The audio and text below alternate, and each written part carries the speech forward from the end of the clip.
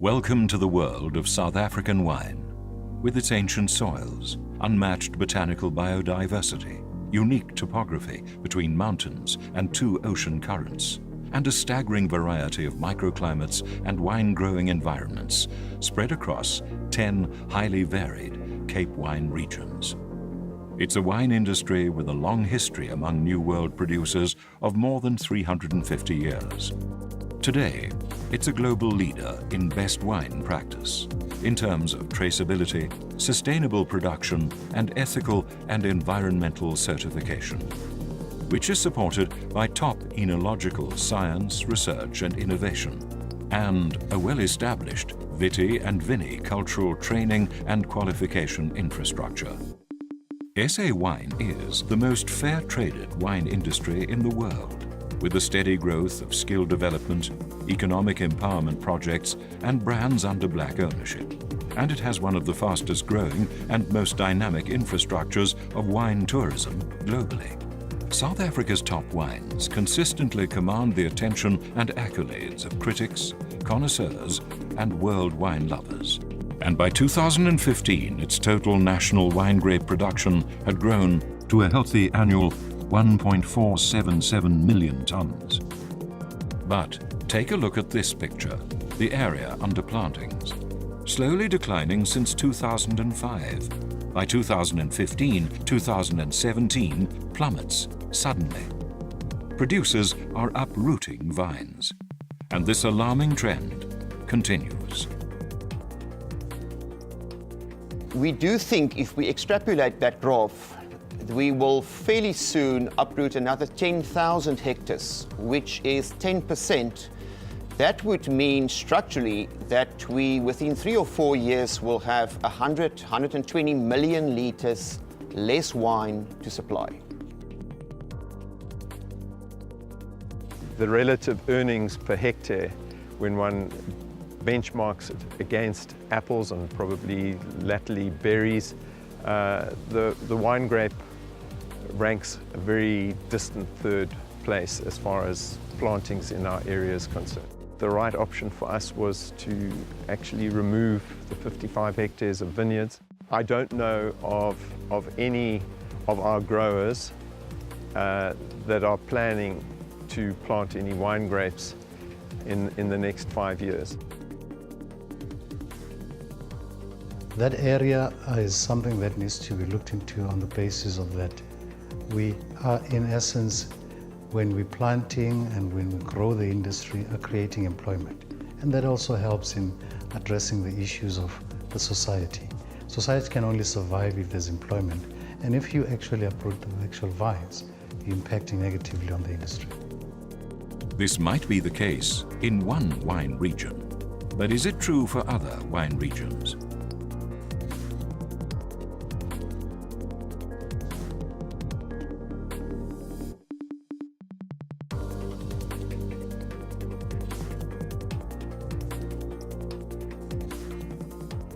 I farm in the dry area.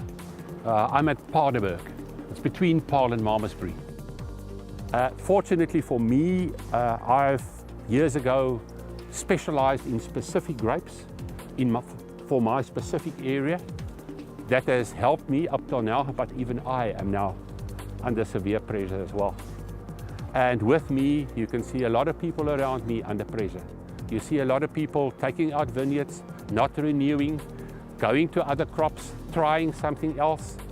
We are not making money, to put it in simple terms. And because we're not making money, we cannot expand, we cannot grow, because year after year we are actually shrinking just a little bit, shrinking a bit more, under pressure, financial pressure.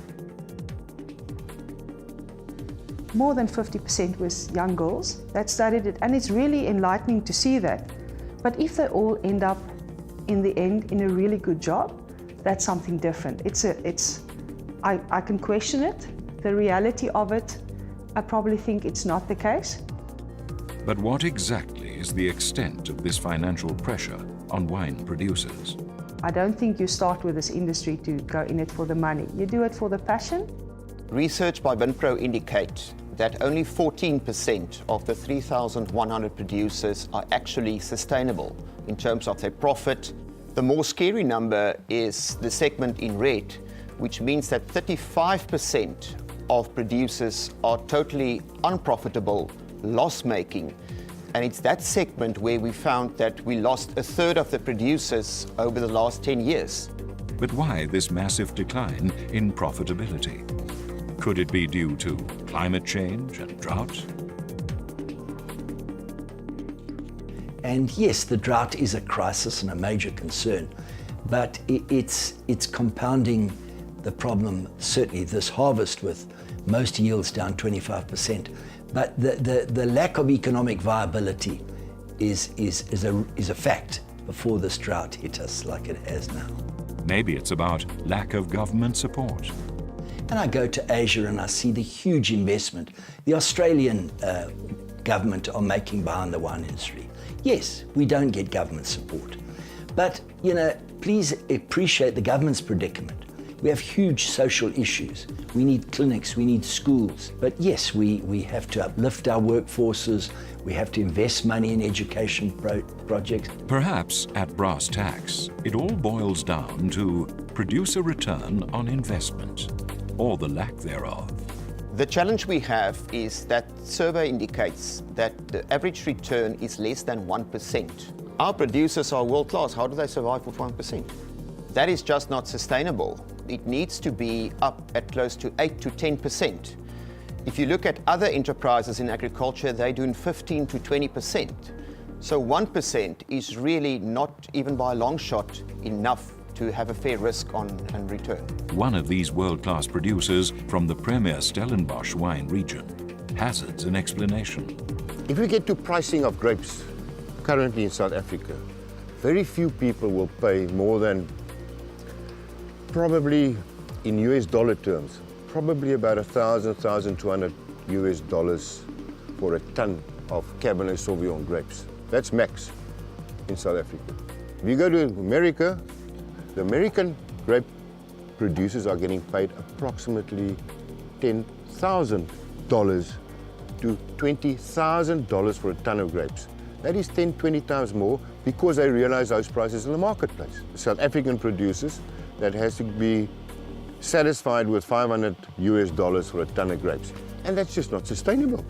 Some other time, these guys are just going to stop farming. From vineyard to marketed bottle, even South Africa's top 90-plus scoring wine producers face an uphill battle in terms of return against global competitors. And look at these annual percentage increases for South Africa's top third since 2002. What might explain that disjoint between value and price? The reason why, to my mind, I think it's all a matter of perceptions. And that I can lay in front of the international wine buyers, where they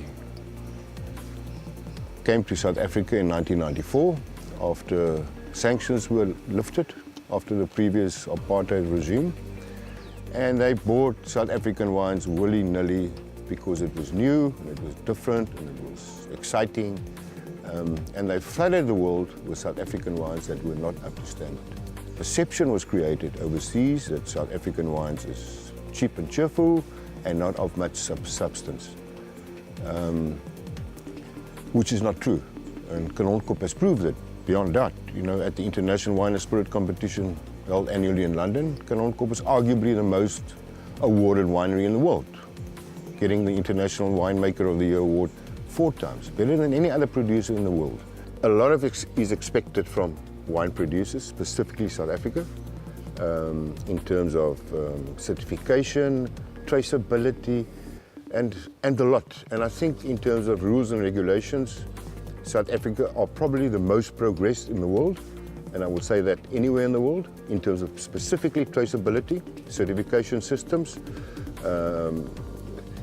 but we just don't get the recognition. We don't get the recognition for traceability, for our wine of origin system, for the compliance of the Wine and Spirit Board, etc., etc., etc. And I can now, someday, we're going to start asking ourselves, how far can we go? Let's ask that question.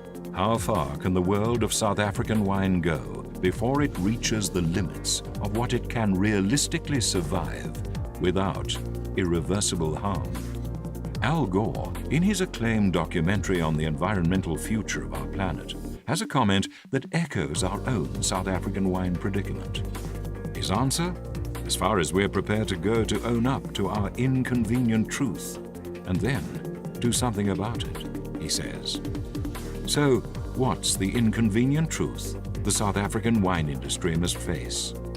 The wine industry has been under severe financial strain, largely driven by lack of structural low prices. Unless we have a structural adjustment of 30% plus, the industry will not get back into investment mode. I think advent of democracy has brought in what has been a thinking and the philosophy around transformation, and that on its own speaks to what would be an approach to bringing those who are previously disadvantaged into the mainstream of the economy, but also the mainstream of the wine sector specific. And the fact that these challenges that are faced by the industry around lack of profit, lack of being able to sell wines at prices that are conducive for them to be able to plow back to the community is a concern. And most of all, what is important in all of this is that initiatives that are started in terms of trying to redress the imbalances of the past are negatively impacted by this lack of profitability, because obviously businesses cannot pay their laborers the ideal wage that they're looking for. And therefore it's something that needs to be considered in terms of that whatever, when we go out to exporting and selling wine, it speaks to how it will actually impact and plow back into the communities. These are things that investors should take into account, and what is important to have them come on board so that it speaks to progress that is actually looked into. And the inconvenient truth for the South African wine buyer. The fact is, we need to double it up. Otherwise, in our industry, we're not going to be able to contribute to the people that really, really need it. I think that recognizing the need to reprice South African wines domestically and internationally is something that's long overdue. Okay, one of the key questions that I suppose has changed dramatically in the last 20 to 30 years is that with the re-entry of South African wine into world markets in the early 1990s, the world was getting a taste of South Africa that really was co-op quality wine. Now what we've seen is an industry with young Turks, young guns, but they've come in with real passion. They've found the top sites, they've found great old vineyards, and they're making wines there that compete with the best in the world. If you look at the performance of South African wines in international competition, and where South African wines now win the majority of trophies in absolute terms in the Six Nations Challenge, and are certainly very visible amongst the trophy winners in all those other competitions, it's very clear that the best South African wines compete comfortably with the world's best. And that's an objective measure. It tells you, if you like, that the majority of judges in the majority of competitions, tasting the wine blind and not applying a country discount to what's in the bottle, recognize the absolute quality of what is now available under the South African label. We're watching an attrition in South African vineyards, and it's a process we've seen for at least 5 years, so that finally it will normalize at a point. But the best estimates we have is that we will be 20 to 25% down on the national vineyard of 2010. And most of that attrition will be in quality vineyard. There's always a customer for something at the very bottom end of the market. It's when what you have is really refined and it is under recovering economically that the cost of replacing it is too high and the cost of farming it finally becomes exorbitant. So yes, it's time to change the South African wine narrative by increasing value and quality, but also producer profitability. Investing in new wine landscapes, but guarding our old and unique.